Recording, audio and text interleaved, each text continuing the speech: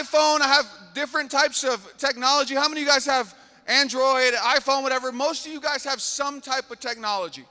What's random about this morning, actually, my phone has a red little alert saying, hey, there's an update. You guys ever get those? So that just happened this morning on my phone, but the only times I ever restart my phone is if when I go to touch my text message app and it doesn't open up, because my phone responds to my touch. It responds to when I put pressure onto a certain app, that app responds to me touching that thing.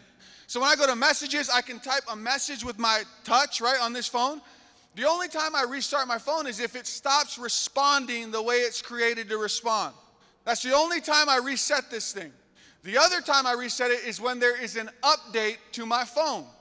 Now I want you to hear something, that Jesus shows up in this story. The veil is torn from top to bottom, and he hits the reset button. He goes, hey, there's an update. You don't need to do it the same way you've been doing it. It's not responding. It's not working. It's not doing the same thing it was meant to do. So I'm going to come, Jesus, I'm going to give my life willingly so that you would have access, so that you can get beyond the veil.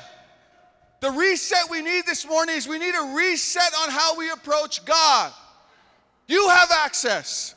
It's not just the person on the platform. It's not the person with the microphone. It is every one of us using our access card to get into his presence.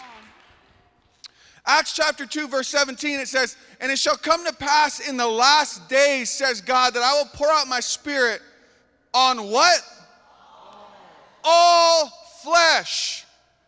The church is that the Spirit of God would fall on all flesh.